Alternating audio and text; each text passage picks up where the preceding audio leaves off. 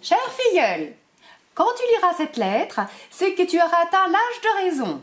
Comme dit le pédopsychiatre qui prend 100 balles à ta mère toutes les semaines, parce que tu fais des dessins d'un mec violet qui décapite ta maîtresse avec une tronçonneuse. Tu es le futur Basquiat, certainement, mais tu ne seras reconnu qu'après ta mort. Avant ça, tu feras le même boulot pendant 40 ans, enfin si tu as la chance de trouver un boulot, afin de rembourser le prêt de ta baraque, dont tu profiteras que très peu, une fois qu'elle sera payée, puisque ta pension de retraite sera tellement basse que tu seras obligé de la revendre pour louer un studio de 20 mètres carrés jusqu'à ton placement en maison de retraite. Ouais, non, mais l'âge de raison, c'est 8 ans. Ouais. C'est vers cet âge-là que les enfants arrêtent de croire non seulement au Père Noël, mais à tous les mythes et légendes qui sont constitués les beaux moments de leur enfance. La licorne couleur arc-en-ciel qui vole dans le ciel, par exemple, désolé, dans le ciel, il y a des avions qui consomment 60 litres d'essence pour que pendant les vacances de la Toussaint, tu puisses aller faire le mariole sur le dos d'un éléphant, enseigné en Thaïlande, pendant que maman et papa servent des cocktails pour oublier que dans 3 jours, les vacances c'est fini, c'est terminé, et que leur vie de merde au bureau recommencera avec les comptes collègues et de la bouffe dégueulasse tous les midis à la cantine. En parlant de maman, c'est pas une princesse qui pète des paillettes d'or. Comme tout le monde, elle a posé une bonne grosse boulette après le repas. Ça pue tellement qu'elle vaporise plein de désodorisants à la lavande qui donne le cancer. Quand elle est là, elle fait des proutes silencieux et ensuite elle accuse papa qui conteste en cherchant le cadavre d'un animal ou ton frère sur le canapé. Il lui arrive même de vidanger la cuvette lorsque tu lui refiles ta gastro et de sortir des toilettes sans se laver les mains. Avant de déposer tes bâtonnets de poisson pané dans la friteuse. Au passage, le poisson pané ne pousse pas dans la mer ou dans des arbres à côté d'un cerisier ou d'un pommier. Regarde Thalassa plutôt que lui.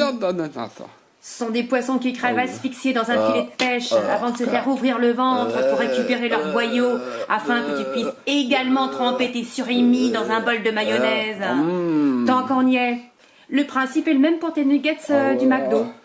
Je t'invite à regarder cette belle vidéo qui fera rapidement le lien entre ce que ta mère fait aux toilettes et les nuggets. Donc, parlons-en de papa. Le plus fort de tous les papas. Papa, il a peur de rien. C'est un super héros avec de super pouvoirs magiques. Mais c'est un jour, maman se fait agresser dans la rue, crie. Comme ça un peu, et interpelle le monsieur le plus proche de toi, ne compte pas sur papa. Il a déjà du mal à ouvrir ta boîte de raviolis, se sentant trancer les phalanges, alors n'espère pas le voir débarquer pour balancer un coup de pied circulaire qui risquerait de réveiller sa sciatique. Batman, Spiderman, cette bande de mecs qui se prend pour des animaux en connant. Ça n'existe pas dans la vraie vie. Ou alors sur des sites chelou. Chelou, interdit au moins de 18 ans. La seule compétence de papa, c'est d'utiliser la télécommande pour zapper entre Secret Story et Nouvelle Star. D'ouvrir les canettes de bière avec les dents. Et de faire semblant découper papy lorsqu'à Noël vient de raconter qu'on a tué 300 nazis avec un couteau suisse pendant la Seconde Guerre mondiale du monde. Ce qui nous amène à Noël. Jure-moi de ne pas faire lire cette lettre à ton petit frère, parce que c'est pas le psy qui finira. Mais dans une pièce avec de matelas blancs en guise de mur. Aussi une dame qu'on appelle une assistante sociale de la DAS. Chaque année, en plus de nous imposer toutes ces pubs de merde qui passent à la télé du matin au soir pour vanter les qualités d'une poupée qui parle et qui pisse, d'un G.I. Joe avec des abdos en béton, ne compare surtout pas avec le ventre de papa, tu risques de mélanger postérieur et abdomen.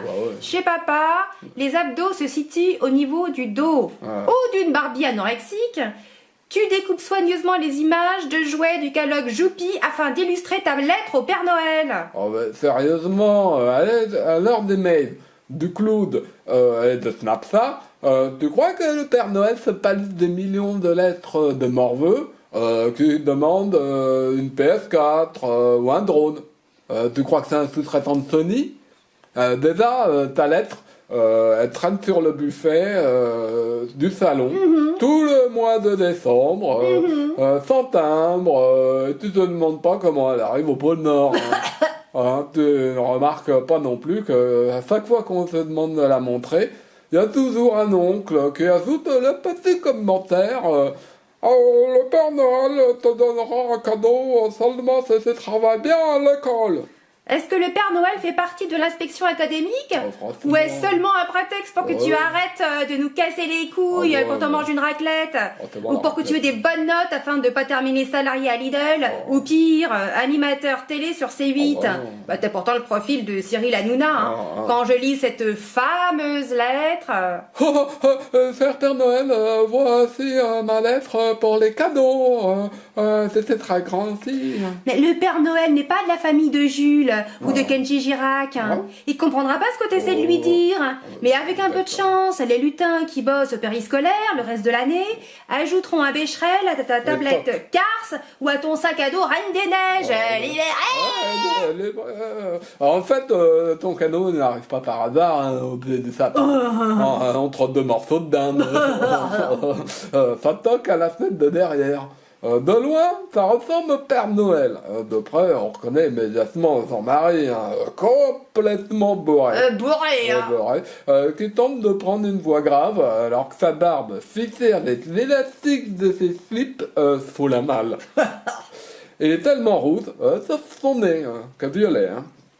Et il a un look si proche d'un sortant de prison qu'il faut vraiment avoir moins de 8 ans pour pas se rendre compte que c'est un imposteur. Mais sérieux, des airs Max Requin et un jogging Lacoste, soit le Père Noël te plante un tournevis dans le bide et se barre avec les cadeaux, soit il distribue des barrettes de shit dans le calendrier de l'Avent. Mais toi tu t'en tapes. C'est Noël, la bouffe est gratos, open bar de Chantilly. Tu prends le paquet et tu disparais dans ta chambre, remplie de dizaines d'autres jouets que tu as flingués et que tu n'utilises plus parce qu'ils sont plus tendance. Mais sais-tu la galère que c'est que de te fournir ton microscope AKV grossissant 1200 fois? Tout part d'Inde, hôte de Pakistan, des enfants plus jeunes que toi. On les ont la chance de troquer la fabrication de briques en terre cuite, payée 53 centimes par jour, avec le montage d'un iPhone ou d'un microscope. Les petites mains, c'est bien pratique pour assembler des composants électroniques, et puis ça coûte moins cher, ça ne se plaint jamais auprès des prud'hommes.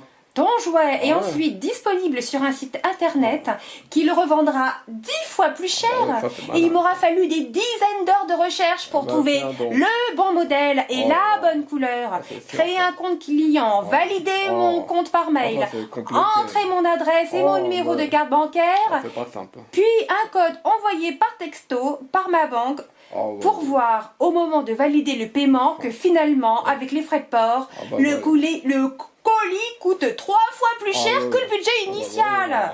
Ton colis est ensuite envoyé via une plateforme logistique, puis balancé sur mon balcon, parce que le livreur a même plus le temps de s'arrêter pour sonner et le déposer en main propre, tellement les cadences sont infernales.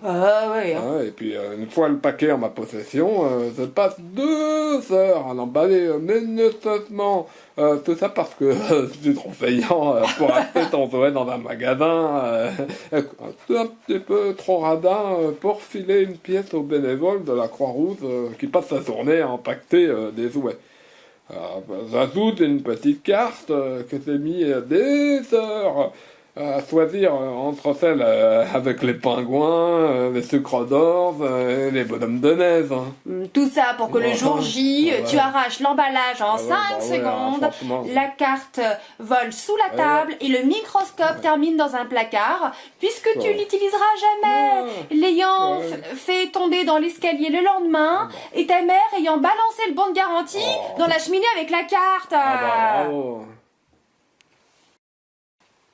Maintenant, tu comprends également que si nous passons notre temps à remplir nos verres de champagne et de vin à Noël, c'est pas parce que c'est bon, hein, mais c'est surtout pour se réfugier dans un monde parallèle où les enfants créent pas, où les jouets débiles n'existent pas, et où le lendemain matin, Mary Poppins, en pleine gueule de bois, claque des doigts pour tout nettoyer la cuisine pendant que tu dors tranquillement dans sa couette de Toy Story. T'en as pris un coup au moral en lisant tout ça. Et encore, je t'ai pas parlé du conflit israélo-palestinien, de la loi Macron, de Danse avec les stars, de Trump, du taux du SMIC et de l'affaire Weinstein. Mais t'inquiète pas, les grands ont aussi leur doudou, leur berceuse, leur tartine de Nutella mentale, Sigur Rós, le Saint-Émilion, l'étrange Noël de Mr. Jack, le chat, le Chicago citron, David Bowie, Londres. Et surtout, continue de rêver. Sinon, le Xanax, ça fait mal au crâne. Au début, mais après, on s'habitue.